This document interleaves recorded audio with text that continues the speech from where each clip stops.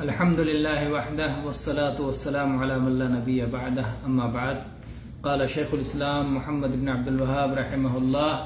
ودليل الذبح قوله تعالى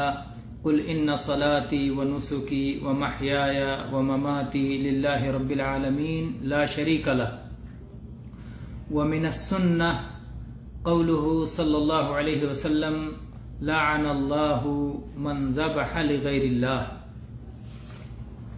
گرامی قدر مشاہدین، جیسا کہ آپ جانتے ہیں کہ ہم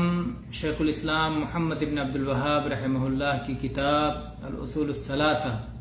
کو دھیرے دھیرے پڑھ رہے ہیں، سمجھ رہے ہیں، اس کی شرح کر رہے ہیں، جس میں ہم اس مضمون تک پہنچ گئے ہیں کہ عبادت خاص اللہ کا حق ہے، اور کوئی بھی عبادت اگر غیر کے لیے کی جاتی ہے، غیر اللہ کے لیے کی جاتی ہے، تو شرک صادر ہو جاتا ہے اور آدمی دائرہ اسلام سے خارج ہو کر کے مشرک بن جاتا ہے۔ کچھ عبادتیں بطور نمونہ ذکر کی گئی ہیں اور ان کے دلائل ذکر کیے گئے ہیں۔ آج عبادت ذبح کو شیخ نے ذکر کیا اور فرمایا کہ ذبح کرنا عبادت ہے، اور اس کی دلیل اللہ تعالیٰ کا قول قل ان صلاتی ونسکی ومحیاي ومماتی للہ رب العالمین لا شریک لہ، کہہ دیجئے کہ میری صلاح، میری قربانی، ونسکی اور میری قربانی، میرا ذبح کرنا، ومحیاي ومماتی للہ رب العالمین، اور میری موت و حیات سب اللہ رب العالمین کے لیے ہے، لا شریک لہ، جس کا کوئی شریک نہیں۔ اسی طرح سے حدیث سے دلیل ذکر کی کہ نبی کریم صلی اللہ علیہ وسلم نے اس شخص پر لعنت بھیجی ہے جو غیر اللہ کے لیے ذبح کرے، لعن اللہ من ذبح لغیر اللہ، اللہ کی لعنت ہو اس شخص پر جو اللہ کے علاوہ کسی اور کے لیے ذبح کرتا ہے۔ یہ صحیح مسلم کی حدیث ہے۔ اس سلسلے میں جب ہم دیکھتے ہیں تو ذبح کی کئی صورتیں پائی جاتی ہیں۔ ذبح کی ایک صورت تو عبادت کرنے کی صورت ہے، جب آدمی ذبح کر کے عبادت کرنا چاہتا ہے، جس کے لیے ذبح کر رہا ہے اس کی تعظیم اس کے دل میں ہوتی ہے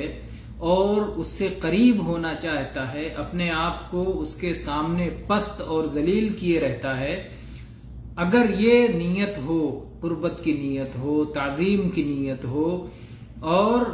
عبادت کی نیت ہو، تو ذبح کرنا صرف اللہ تعالی کے لیے جائز ہو سکتا ہے۔ غیر اللہ کے لیے اگر کیا جائے تو وہ ناجائز اور حرام اور شرک ہوگا۔ جس طرح سے اللہ نے ہمیں ذبح کرنے کا جس موقع پر حکم دیا ہے، ہدی کے موقع پر، اضاحی کے موقع پر، عقیقہ کے لیے، اور جس طرح بھی عبادت کا اللہ نے جیسے مشروع کیا ہے اسی انداز میں ہمیں ذبح کرنا ہے، اور غیر اللہ کے لیے اگر اس طرح ذبح کیا گیا تو وہ شرک اکبر کا ارتکاب ہوگا، اور اس کی دلیل وہی آیت اور حدیث ہے جو ابھی آپ کے سامنے ذکر کی گئی۔ دوسری صورت یہ ہے کہ آدمی ذبح کرے کسی مہمان کی مہمان نوازی کے لیے، مہمان کے تکریم کے لیے، یا اسی طرح سے شادی بیاہ میں خوشی کے اظہار کے لیے، لوگوں کو دعوت کھلانے کے لیے، تو یہ عمل ایسے موقع پہ ذبح کرنا یا تو یہ جو ہے واجب ہے یا مستحب ہے، اپنے اپنے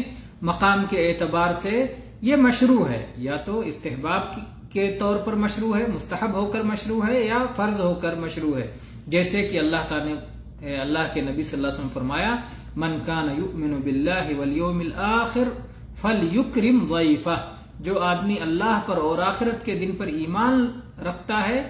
تو وہ اپنے مہمان کی تکریم کرے۔ تو مہمان کی تکریم کرنے کا حکم ہے۔ اس لحاظ سے اگر مہمان کی تکریم میں کوئی شخص جانور ذبح کرتا ہے اسے گوشت کھلانے کے لیے، تو ظاہر بات ہے کہ یہ مشروع حکم ہے، مأمور ہے، شریعت کی طرف سے اس کا حکم دیا گیا ہے۔ اسی طرح سے شادی بیاہ کے موقع پر جانور ذبح کرنے کا معاملہ بھی ہے کہ اللہ کے نبی صلی اللہ علیہ وسلم نے ولیمہ میں جانور ذبح کرنے کا اور گوشت کھلانے کا حکم دیا ہے، جیسا کہ آپ نے عبد الرحمن ابن عوف رضی اللہ عنہ سے فرمایا تھا اولم ولو بشاہ، کہ ولیمہ کرو چاہے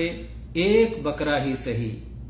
تو آپ نے ولیمہ کرنے کا حکم دیا اور اس میں ایک بکرے کی قربانی کی جانب اشارہ کیا۔ تو اس موقع پر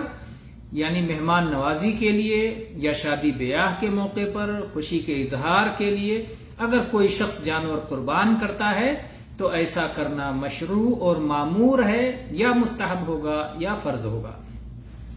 تیسری صورت یہ ہے کہ آدمی اس سے فائدہ اٹھانے کے لیے ذبح کرے، جیسے کھانا چاہتا ہے یا تجارت کرنا چاہتا ہے، گوشت بیچنا چاہتا ہے، گوشت کھانا چاہتا ہے، گوشت کھلانا چاہتا ہے، تو یہ ساری صورتیں جائز ہیں، مباح کے ضمن میں آتی ہیں۔ اور اس کی دلیل قرآن پاک کی وہ آیت ہے جس میں اللہ تعالیٰ نے فرمایا سورہ یاسین کی آیت نمبر 71-72 میں، اولم یروا انا خلقنا لهم مما عملت ایدینا انعاما فهم لها مالکون وذللناها لهم فمنها رکوبهم ومنها یأکلون۔ اللہ تعالیٰ نے اپنی بہت ساری نشانیوں اور اپنے بہت سارے انعام اور فضل و کرم کا ذکر کرتے ہوئے ذکر فرمایا، کیا وہ لوگ دیکھتے نہیں ہیں کہ ہم نے ان کے لیے مویشی پیدا کیے ہیں اور ان مویشیوں کا انہیں مالک بنا دیا ہے، وہ ان مویشیوں کے مالک ہوتے ہیں، اور ان مویشیوں کو ہم نے ان کے لیے مسخر کر دیا ہے، تابع کر دیا ہے،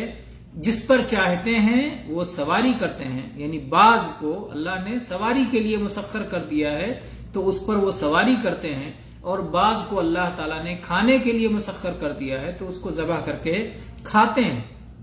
تو یہ ایک صورت ہے کہ انسان ذبح کر کے کھائے تو ایسا کرنا جائز ہے۔